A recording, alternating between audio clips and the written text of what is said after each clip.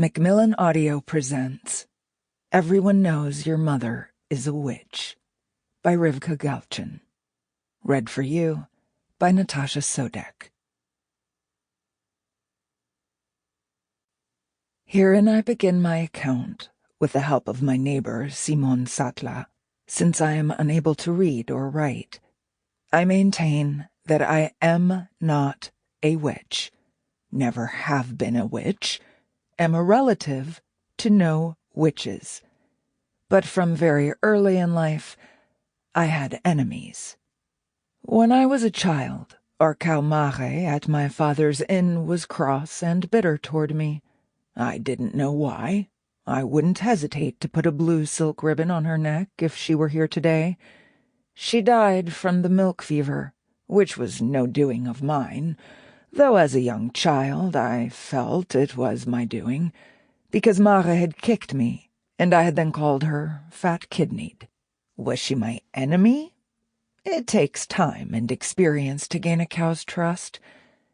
Now I'm 70-some years old.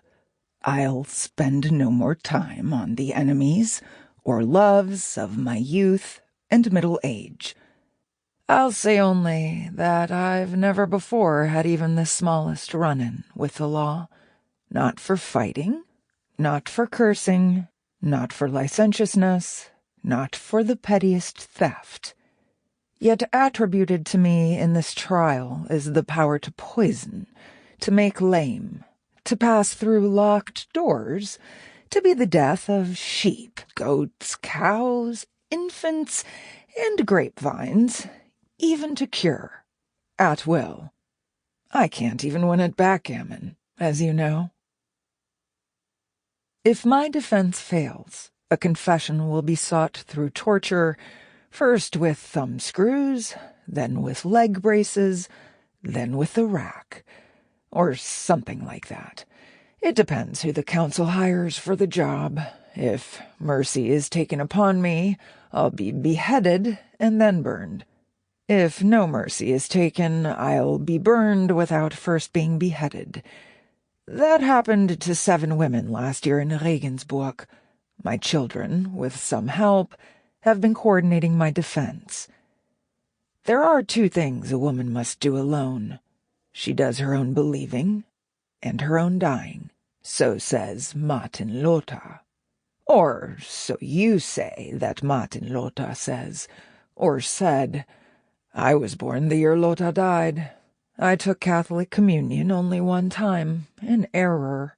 My daughter Greta is married to a pastor who says that's okay. My son Hans agrees. I hold Luther in highest esteem. He, too, was vilified. Again, I'm grateful to you, Simon, for sitting with me, for writing for me, for being my legal guardian. This is my truest testimony. On a Tuesday mid-morning in May of 1615, 4 long years ago now, there was a gentle knock at my door.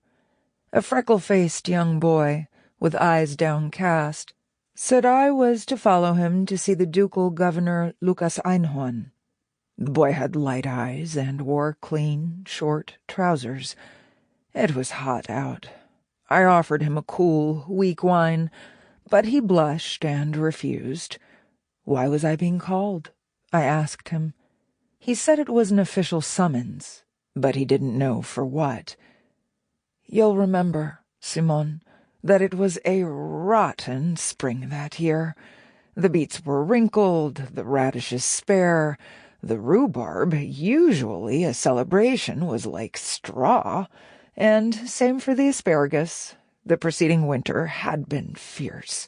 One snowy eve a goat had turned up at my door, a beggar like Christ, I thought, and so I let the goat in, and he was so frozen that when he knocked his head against the leg of my table, his chin hairs broke off like sugar plate. I met a shepherd outside Rutesheim, whose nose fell off when he wiped it. The months had been ominous. The price of a sack of flour had nearly doubled. Half the town was having... Sample complete. Ready to continue?